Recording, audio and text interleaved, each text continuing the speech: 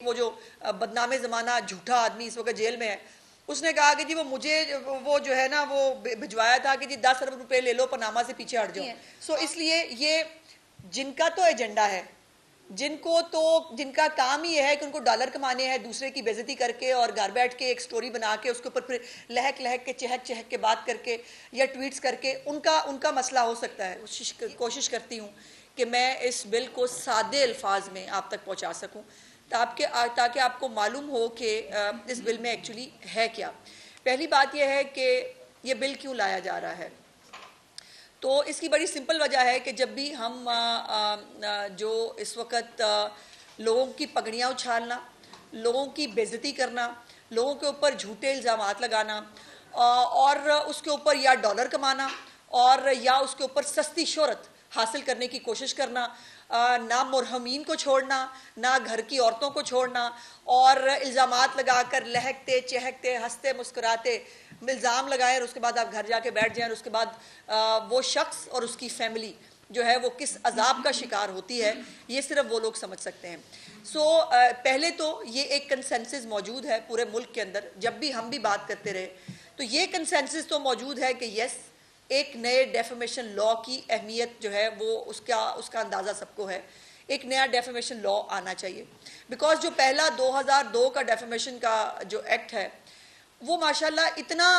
जो है वो उसके ऊपर उसकी इम्प्लीमेंटेशन निकाल के देखें कि आज तक नोटिस से आगे वो कभी जो है वो उस एक्ट के ऊपर कभी इम्प्लीमेंटेशन नहीं हुआ। नोटिस जो है वो जारी कर दिया जाएगा। अच्छा, हमारे लॉ के अंदर नोटिस की भी बहुत सारी 5-6 किस्म की स्टेजेस होती हैं। नोटिस जारी होगा, फिर वो अखबार में जाएगा, अखबार इश्तिहार होगा, फिर वो चस्पांदगी होगी, फिर वो खुद जो है वो बाय हैंड डिलीवर होके आएगा, फिर उसकी जो है वो रिसीट होगी और फिर रिसीट गवाच जाएगी तो फिर आप ढूंढते फिरेंगे कि मेरी डेफेमेशन कहाँ गई। तो ये तमाम जो पुराना डेफेमेशन लॉ है वो कभी नोटिस सी स्टेज से आगे ही नहीं गया। इसके अंदर बहुत सारी बड़ी बड़ी एग्जाम्पल्स भी हैं, जिसके अंदर शहबाज शरीफ साहब को अगर आपको याद हो, उनको एक इल्ज़ाम लगाया गया था कि जी पनामा केस में एक वो जो बदनामे ज़माना झूठा आदमी इस वक्त जेल में है, उसने कहा कि जी वो जो है ना वो भिजवाया था कि जी 10 अरब रुपए ले लो, पनामा से पीछे हट जाओ। आज तक उस केस के अंदर ना उस शख्स ने ना उसके किसी वकील ने जवाब तक देना मुनासिब नहीं समझा। उसके बाद ख्वाजा आसिफ साहब का एक केस है जिसके अंदर ख्वाजा साहब ने जो है वो बाकायदा तौर पर ये बताया और ये बात एक्सेप्ट की गई कि हाँ, शौकत खानम के पैसों से ट्रेडिंग होती रही, शौकत खानम के नाम पर ऑफशोर कंपनी बनी और ऑफशोर कंपनी जो है उसको रियल स्टेट की ऑफशोर कंपनी थी और वो कारोबार करती रही। उसके ऊपर भी आज तक कोई कार्रवाई नहीं हुई। तो ये बात तो एक सेटल्ड फैक्ट है कि एक नए डेफेमेशन लॉ की ज़रूरत है और ऐसा लॉ हो जिसके अंदर ये सबसे बड़ी बात जो एक मैं खुशखबरी है जो मैं आप सबको बताना चाहती हूँ, इस नए डेफेमेशन लॉ के अंदर पुलिस का, किसी जेल का, किसी गिरफ्तारी का, किसी किस्म का कोई भी इसके अंदर कोई किरदार नहीं है। ये टोटल एक सिविल सूट है और सिविल सूट की तरह ये ट्रीट होगा। जो क्रिमिनल इसकी जो साइड है वो पहला जो डेफेमेशन एक्ट है जो कभी इम्प्लीमेंट ही नहीं होता वो उसको देखता था। ये सिविल सूट है जो एक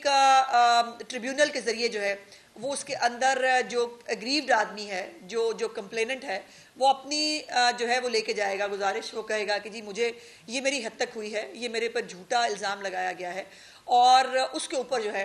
वो ट्रिब्यूनल के जो जज साहब हैं वो नोटिस जारी करेंगे और वो नोटिस जो है ना वो जो 5+1 जो हमारा होता था कि 5 वो जो पहली है वो चस्पांदगी और खुद दे के आना है और वो छापना है, वो सब के साथ साथ एक एक्स्ट्रा उसको ऐड किया गया है और वो ये है कि जिस फोरम के ऊपर, यूट्यूब के ऊपर,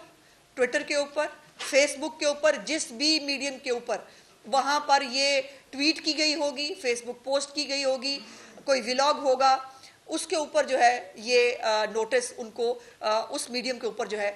वो दिया जाएगा और ये एक ही पेशी के अंदर होगा। इसके ऊपर सबसे बड़ी बात जो इस एक्ट के अंदर है कि ये एक ट्रांसपेरेंट, स्पीडी और टाइमली एक टाइम फ्रेम के साथ इस पूरे एक्ट को चलना है। ना अजियत बर्दाश्त करनी पड़ेगी उस एग्रीव्ड आदमी को जिसका प्रॉब्लम है कि मेरे साथ ज्यादती हुई है, ना किसी दूसरे फ्रीक को जिसके ऊपर इल्ज़ाम लगाया उसको भी कोई लंबे चौड़े जो है वो चक्कर लगाने की ज़रूरत होगी। इसके अंदर जो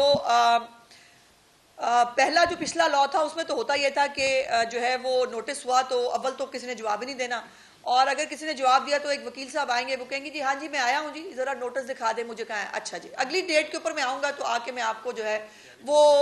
जो है वकालतनामा जमा करा दूंगा। फिर जब वकालतनामा जमा कराएंगे तो साथ वो कहेंगे जी मैं महीने की बाद की डेट दे दें, मैं जरा जो है ना वो इसकी तैयारी कर लूँ, और वो दिन फिर कभी नहीं आता कि जिसके ऊपर तो इसको जो है वो देखा गया है कि उसी एक डेट के अंदर ये तमाम नोटिस जो है ये सर्व हो जाएंगे, और ये प्रिज्यूम किया जाएगा और ये बात जो है ये अंडरस्टूड होगी कि ये जो नोटिस है ये सर्कुलेट हो गया है, और एक भी जगह पर जहां पर इसकी पब्लिसिटी की गई थी वहां पर इस नोटिस को एंटरटेन किया जाएगा। दूसरी बात यह है कि नोटिस के बाद जो टाइमलाइन है वो स्टार्ट होगी। अब इसमें जो सबसे अच्छी बात है वो ये है कि जज साहब जो है वो जो भी ट्रिब्यूनल के जज साहब होंगे वो जिस शख्स के ऊपर इल्ज़ाम लगेगा उसको वो कहेंगे कि भाई ये आपके पास 21 दिन की मोहलत है, 21 दिन के अंदर अपनी मर्जी की 3 तारीखें ले लें। आप खुद तारीख दें, ये पहली दफ़ा होगा किसी कानून के अंदर, जज तारीख नहीं देगा, जज कहेगा जी आप तारीख दे दें। आप 21 दिनों के अंदर 3 पेशियां होनी है, उन 3 पेशियों की तारीखें आप बता दें, और वो जो है वो तारीखें हमें जो है वो वकील साहब जो है बता देंगे। और अगर वकील साहब नहीं बताते या वो शख्स खुद जो है अगर वो नहीं बताता, फिर जज साहब जो है वो 21 दिनों के अंदर की 3 तारीखें उसी जो है वो नोटिस के बाद वो 3 तारीखें उनको दे देंगे कि ये आपकी तारीखें हैं, इसके ऊपर आपने तशरीफ लाकर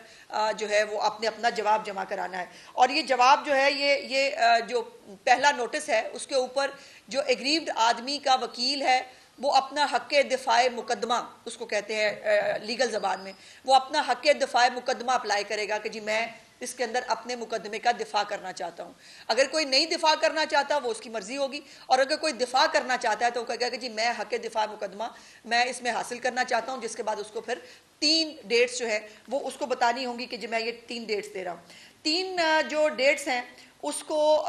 पूरा होने के बाद एक 3 मिलियन की एक डिक्री जो है वो उस अगर वो साबित हो जाती है तो उस शख्स के खिलाफ 3 मिलियन की एक डिक्री जो है वो जारी कर दी जाएगी, और वो 3 मिलियन की डिक्री जो है वो उसके अंदर उसको यानी हरजाना देना है, उसको कोई पुलिस के पास नहीं जाना, उसके ऊपर कोई गिरफ्तारी नहीं हो रही, उसको हरजाना देना है जो उसने हत्ते इज़्ज़त किसी शख्स की है। और 7 दिन जो है वो उसके बाद दिए जाएंगे उसको, जो जिस्ट ऑफ एविडेंस जो उसने दिया है उसको जो है वो देखने के लिए। और इसके साथ साथ जो डेफेमेशन लॉ है पिछला वाला